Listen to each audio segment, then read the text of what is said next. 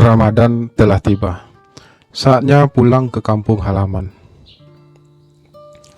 Aku seorang perantau. Aku bekerja di sebuah restoran yang cukup terkenal di kota.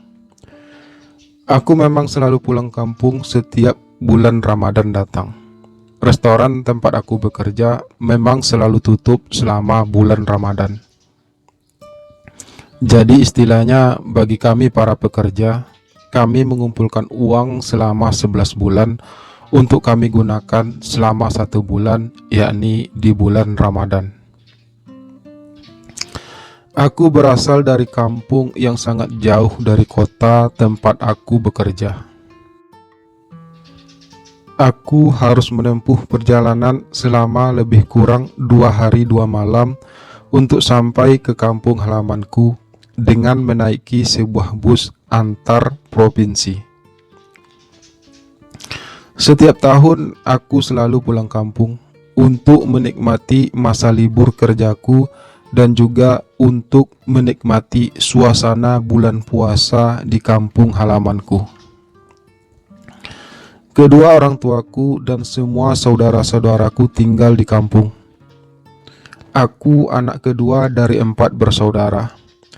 Kakak pertamaku seorang laki-laki. Dia sudah menikah dan sudah mempunyai 2 orang anak. Kedua adikku perempuan, yang satu sudah kuliah dan yang bungsu masih SMA. Selama ini aku selalu mengirimkan sebagian gajiku setiap bulannya untuk membantu orang tuaku di kampung. Usiaku sendiri sudah 25 tahun saat ini. Aku sudah memesan tiket bus sejak kemarin lusa agar tidak kehabisan. Kami libur memang dimulai 2 hari menjelang bulan puasa. Dan itu artinya aku bisa sampai ke kampung halamanku kira-kira pada hari pertama puasa. Aku duduk di kursi dekat jendela di bagian paling belakang bus sesuai dengan tiket yang aku pesan. Aku bisa saja naik pesawat untuk pulang, tapi tentu saja ongkosnya jauh lebih besar. Dan lagi pula jika aku naik pesawat, aku masih harus naik terapel lagi untuk sampai ke kampungku. Selain karena itu, dengan naik bus, aku juga bisa menikmati perjalanan pulangku dengan lebih santai. Selalu saja ada kejadian menarik sepanjang perjalanan pulang yang aku temui setiap tahunnya. Aku masih ingat saat aku pulang kampung tahun kemarin. Ada kejadian di mana salah seorang penumpang yang ketinggalan di sebuah rumah makan saat kami beristirahat makan malam. Saat sudah hampir setengah jam perjalanan, sang kernet bus baru menyadari hal tersebut, yang membuat kami harus kembali ke rumah makan itu lagi untuk menjemput si penumpang yang tertinggal tersebut. Atau ada kejadian beberapa tahun yang lalu di mana bus yang kami tumpangi mengalami mogok di sebuah jalan yang cukup sunyi, dan hal itu terjadi tepat tengah malam. Tidak ada seorang pun dari penumpang yang berani turun untuk membantu Pak sopir dan si kernet. Cukup lama kami berada di daerah sepi tersebut, sampai akhirnya sebuah bus lain lewat dan membantu untuk memperbaiki bus kami tersebut. Kejadian-kejadian kecil seperti itu menumbuhkan kesan tersendiri bagi kami para pemudik yang menggunakan jasa angkutan bus antar provinsi. Ditambah lagi, kadang di perjalanan kita selalu bertemu dan berkenalan dengan orang-orang baru yang berasal dari berbagai daerah. Perjalanan jadi tidak membosankan karena selalu ada suasana kekeluargaan dan keakraban yang terjadi di dalam bus tersebut. Pulang kampung, Mas. Sebuah suara mengagetkanku tiba-tiba. Seorang laki-laki muda duduk tepat di sampingku. Kursi itu memang kosong dari awal.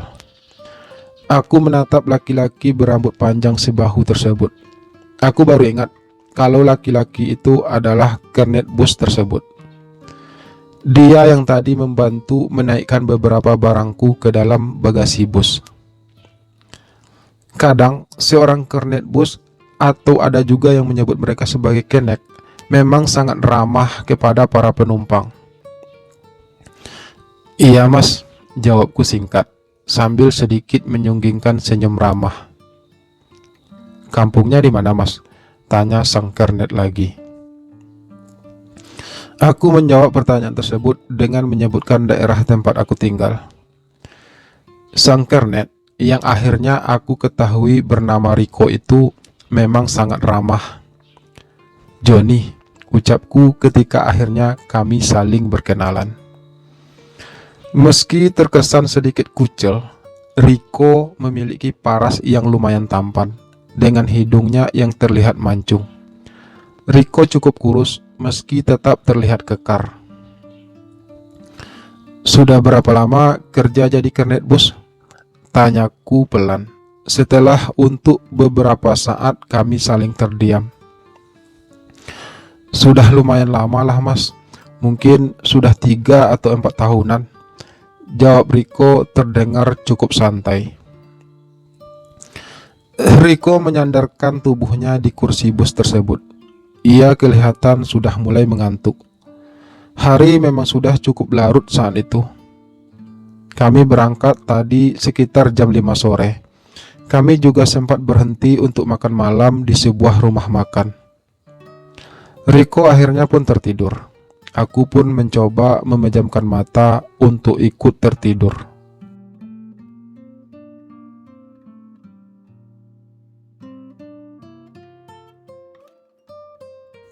Menjelang subuh aku terbangun. Aku melirik ke arah Riko di sampingku yang sepertinya sudah terbangun sejak tadi. Riko tersenyum manis padaku dalam keremangan lampu bus tersebut. Aku membalas tersenyum lebih manis lagi. Kita sudah berada di mana sekarang? Tanyaku sekedar berbasa-basi. Para penumpang lain terlihat masih tertidur pulas, bahkan ada yang sampai mendengkur. Riko menyebutkan daerah kami berada sekarang, meski sebenarnya aku tidak mengetahui daerah tersebut. Setengah jam lagi kita akan berhenti sejenak untuk istirahat sholat subuh, jelas Riko lagi. Aku hanya mengangguk pelan sambil masih terus tersenyum dengan manis. Mas Johnny manis. Suara Riko terlalu pelan mengucapkan kalimat tersebut yang membuatku tidak begitu yakin kalau ia sedang memujiku. Tapi aku tahu, kalimat pujian itu memang ditujukan untukku, yang membuatku jadi sedikit tersanjung. Banyak sih orang-orang yang mengatakan kalau aku memang memiliki senyum yang sangat manis. Namun dipuji oleh Riko rasanya berbeda. Jantungku jadi berdebar tak karuan. Riko tiba-tiba menyentuh pahaku yang sengaja aku tutup pakai jaketku. Aku sedikit terperanjat, namun tetap membiarkan hal tersebut. Sangat jarang bisa menemukan orang seperti Riko di perjalanan seperti ini. Riko memang cukup menarik secara fisik. Pikiranku mulai menerawang tak karuan. Fantasiku kian terasa liar. Oh tidak, aku tidak boleh terhanyut dengan perasaan ini. Aku memang sudah cukup lama tidak merasakan hal tersebut. Sejak hubunganku dengan Mas Reza berakhir beberapa bulan lalu, aku tidak pernah lagi ingin bertemu dengan laki-laki manapun. Hatiku masih terasa sakit saat mengetahui kalau Mas Reza yang sudah menjadi pacarku lebih dari 2 tahun itu akhirnya memutuskan hubungan kami. Aku harus menikah, John. Aku harus menuruti keinginan ibuku. Dan aku tidak bisa harus terus berhubungan dengan kamu sementara aku sudah menjadi suami orang. Begitu suara parau Mas Reza saat ia memutuskanku. Aku sebenarnya tidak menyalahkan Mas Reza. Sejak awal kami memang sudah komitmen kalau hubungan kami akan berakhir jika salah satu dari kami menikah. Namun aku sudah terlanjur menyayangi Mas Reza. 2 tahun hubungan kami rasanya sangat indah. Cintaku sudah terlanjur jatuh terlalu dalam di hati Mas Reza. Tapi sesuai dengan komitmen kami, hubungan kami memang tidak bisa lagi dilanjutkan. Aku merasa sangat kecewa. Aku merasa sakit. Cinta yang tumbuh begitu besar di hatiku untuk Mas Reza harus kandas hanya karena sebuah komitmen. Aku nggak apa-apa, Mas. Kalaupun Mas Reza sudah menikah nantinya, aku masih mau kok berhubungan dengan Mas Reza. Suaraku serak menahan tangisku. Aku yang nggak bisa, John. Aku takut aku tidak bisa membagi waktu dengan baik. Aku tidak ingin kamu kecewa akhirnya. Dan lagi pula, aku juga tidak ingin hubungan kita akan jadi masalah di kemudian hari. Jadi lebih baik kita akhiri semua ini sekarang, daripada kita harus menyiksa diri dengan terus berhubungan. Mas Reza berusaha meyakinkanku lagi. Akhirnya aku hanya bisa pasrah. Aku tidak mungkin memaksa Mas Reza lagi. Keputusan yang telah diambilnya adalah demi kebaikan kami berdua. Mas Joni melamun. Suara Riko mengagetkanku dari lamunanku tentang Mas Reza. Enggak kok, aku mungkin masih mengantuk, jawabku beralasan. Tangan Riko masih terus berada di atas pangkuanku. Entah mengapa aku merasa nyaman dengan hal tersebut. Melihat aku yang membiarkan hal tersebut, Riko semakin berani. Ia mulai meraih jemariku lalu menggenggamnya erat. Tangan itu terasa hangat. Sudah sangat lama aku tidak merasakan kehangatan tersebut. Saat aku sedang menikmati hal tersebut, tiba-tiba bus itu berhenti. Bus itu berhenti tepat di halaman sebuah masjid. Seperti kata Riko tadi, sudah saatnya istirahat untuk sholat subuh. Riko segera menarik tangannya, lalu segera berdiri untuk melaksanakan tugasnya sebagai seorang kernet bus.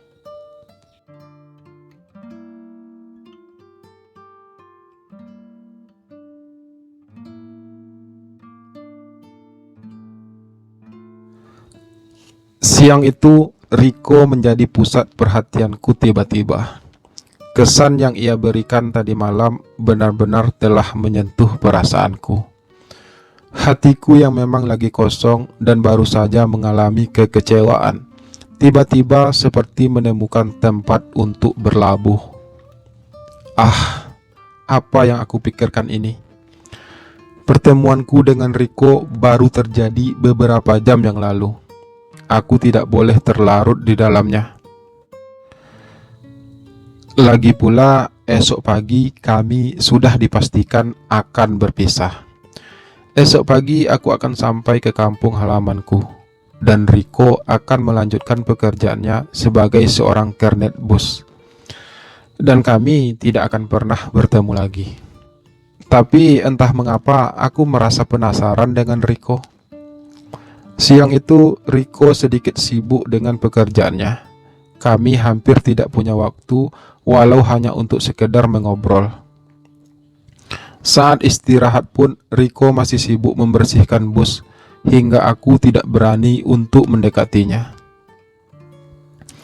Waktu menjadi terasa lambat berlalu bagiku siang itu. Aku sudah tidak sabar menunggu malam datang. Aku berharap saat malam aku akan punya kesempatan untuk bisa dekat-dekat dengan Riko. Namun aku sedikit kecewa. Saat sore, seorang penumpang baru duduk di kursi di sampingku yang kosong tersebut, yang artinya Riko tidak punya kesempatan untuk duduk di sana lagi. Rasa kecewaku kian menjadi saat kulihat Riko seperti mengabaikanku. Dan ketika bus berhenti di sebuah rumah makan untuk istirahat mandi dan makan malam kami para penumpang, saat itulah tiba-tiba Riko mendekatiku. Aku berniat untuk mandi karena aku merasa mulai gerah.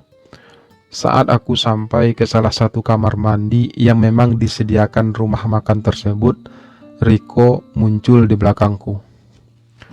"Mau mandi bareng gak, Mas?" Suara Riko sedikit berbisik. Aku menatap wajah Riko dengan kening berkerut. Dadaku jadi berdebar lagi. Namun refleks aku mengangguk. Ya, aku memang menginginkannya. Seharian aku menahan diri untuk tidak berharap lagi pada Riko. Dan sekarang Riko seperti memberiku peluang untuk bisa berduaan dengannya. Tanpa menunggu lebih lama lagi, Riko segera menarik tanganku untuk masuk ke dalam kamar mandi tersebut. Kamar mandi itu cukup luas, jaraknya juga cukup jauh di belakang rumah makan. Meski itu bukan satu-satunya kamar mandi di sana, tapi kamar mandi itu satu-satunya yang terpisah cukup jauh dari kamar mandi lainnya. Riko segera mengunci pintu kamar mandi itu dari dalam. Dadaku kian bergemuruh menahan gejolak. Aku belum pernah melakukan hal ini di dalam kamar mandi sebelumnya. Saat aku masih berhubungan dengan Mas Reza dulu, kami selalu melakukannya di kamar kosku. "Aman gak sih Rik di sini?" tanyaku bergetar. Riko sudah menarik tubuhku untuk mendekapnya. "Selama Mas Joni nggak berteriak dan tidak mendesah terlalu besar, aku rasa aman kok, Mas," ucap Riko cukup yakin. Sepertinya ia juga sudah berpengalaman dalam hal tersebut. "Kamu sudah biasa ya melakukan hal ini dengan para penumpang?" tanyaku lagi sambil berusaha membalas dekapan hangat Riko. "Nggak sembarangan penumpang juga, Mas. Aku pilih-pilih kok. Kalau aku nggak tertarik, aku nggak bakal mau. Dan lagi pula, tidak semua penumpang itu mau melakukan ini," jelas Riko dengan mulai mendekatkan wajahnya. "Dan Mas Joni benar-benar membuatku tertarik sejak awal melihat Mas," lanjut Riko lagi. Bibirnya sudah berjarak setengah jengkal dari mulutku. Aroma harum napas Riko menyeruak ke dalam hidungku. Aku memejamkan mata tiba-tiba. Bayangan Mas Reza melintas untuk beberapa saat. Namun aku segera mengabaikannya saat bibir Riko akhirnya berlabuh di tepian. Aku terkaku beberapa saat merasakan hal tersebut. Riko melakukannya dengan sangat lembut. Debaran di dadaku kian tak beraturan. Aku pun berusaha membalas hal tersebut. Semakin lama gerakan Riko semakin tak beraturan. Kami sama-sama terhanyut dalam suasana nan romantis itu. Ternyata keindahan dan keromantisan itu bisa didapatkan di mana saja, tak terkecuali di dalam kamar mandi. Keromantisan itu tergantung dari siapa yang melakukannya. Dan Riko mampu melakukannya dengan sangat baik, yang membuatku akhirnya. Riko berhasil membawaku berlayar dengan indah di malam itu. Aku yang sudah berbulan-bulan tidak merasakan hal tersebut, tiba-tiba menjadi sedikit. Aku berusaha mengimbangi Riko. Meskipun kami melakukannya di dalam sebuah kamar mandi, namun tetap saja hal itu terasa indah bagiku. Aku begitu terkesan dengan segala indah Riko. Cukup lama kami terhanyut dalam suasana romantis yang penuh kehangatan itu. Sampai akhirnya kami pun sama-sama mencapai kebahagiaan tersebut. Tubuhku terasa lepas. Riko benar-benar luar biasa dan tangguh. Aku belum pernah mencapai dengan perasaan yang begitu puas seperti saat ini. Sekali lagi, Riko benar-benar laki-laki dan aku sangat menyukainya.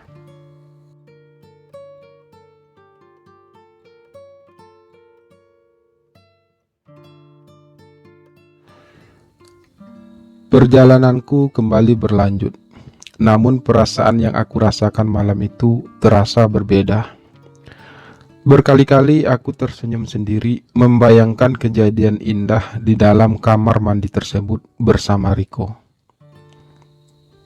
Riko memang tidak lagi duduk di sampingku malam itu, tapi rasanya ia seakan-akan selalu berada dalam dekapanku. Dalam lamunan indahku tersebut, akhirnya aku tertidur pulas. Saat menjelang subuh, aku kembali terbangun. Aku cukup kaget karena yang duduk di sampingku sekarang adalah Riko. "Kemana penumpang tadi?" tanyaku penasaran. Aku berharap aku tidak sedang bermimpi. "Ia sudah turun sejak tadi," jawab Riko terdengar santai. Ia kembali memasang senyum manisnya. Ia kembali meraih tanganku dan menggenggam jemariku. Suasana indah kembali aku rasakan subuh itu. Beberapa jam lagi aku akan sampai ke kampung halamanku. Beberapa jam lagi aku akan berpisah dengan Riko. Entah mengapa aku merasa sedih menyadari hal itu. Aku merasa berat harus berpisah dengan Riko. "Kapan kita akan bertemu lagi, Rik?" tanyaku akhirnya. Riko kembali memasang senyum indahnya. "Kita tidak pernah bisa menebak apa yang akan terjadi ke depannya, Mas. Namun jika sudah takdirnya, kita pasti akan bertemu kembali," jawab Riko terdengar sedikit bijak. "Mas simpan saja nomor ponselku ini," Riko melanjutkan sambil menuliskan sebuah nomor ponsel di handphoneku. "Mas bisa miss call sekarang, biar aku juga bisa simpan nomor Mas Joni," lanjutnya lagi. Sementara bus terus melaju menuju daerah kampung halamanku. Saat sudah berada di terminal, aku dengan sangat berat terpaksa harus berpisah dengan Riko. Riko membantu aku menurunkan barang-barangku. "Sampai jumpa lagi, Mas," ucapnya saat ia sudah naik kembali ke dalam bus. Aku melambaikan tangan lemah, melepaskan kepergian Riko.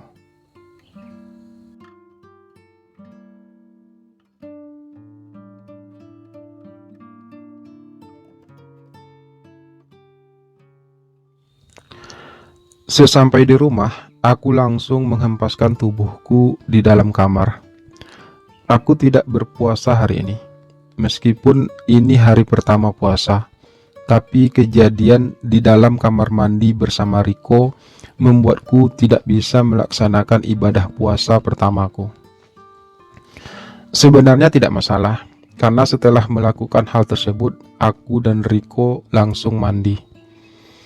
Tapi aku memang tidak berniat untuk puasa hari itu. Aku masih ingin menikmati sisa-sisa keindahan bersama Riko tadi malam. Pertemuan singkatku dengan Riko benar-benar meninggalkan kesan yang begitu dalam di hatiku. Riko hadir di saat yang tepat, di saat hatiku sedang kosong. Aku memainkan handphoneku, lalu dengan sengaja menghubungi nomor Riko. "Ada apa, Mas?" suara Riko di ponsel. Nggak ada apa-apa, Rik. Hanya sekedar meyakinkan kalau kamu masih hidup," balasku dengan nada sedikit berkelakar. Riko tertawa renyah. "Bilang saja kalau Mas kangen kan," ucapnya di sela tawa renyahnya. "Emang nggak boleh kalau aku kangen kamu, Rik?" balasku. "Boleh aja sih, Mas. Tapi masa iya baru berpisah beberapa jam sudah kangen aja?" Riko membalas dengan nada sedikit menggoda. Pembicaraan kami tiba-tiba terhenti karena Riko sepertinya mulai sibuk. Aku tersenyum sendiri. Meski aku mungkin tidak akan pernah lagi bertemu dengan Riko, Tapi setidaknya aku pernah merasakan kehangatan sang kernet bus tersebut. Dan aku juga sudah punya nomor ponselnya, yang berarti saat aku kembali lagi ke kota tempat aku bekerja setelah lebaran nanti, aku bisa menghubungi Riko agar aku bisa naik busnya lagi. Aku tersenyum kembali membayangkan hal tersebut. Semoga saja sebulan lagi aku bisa bertemu kembali dengan Riko. Ya, semoga saja.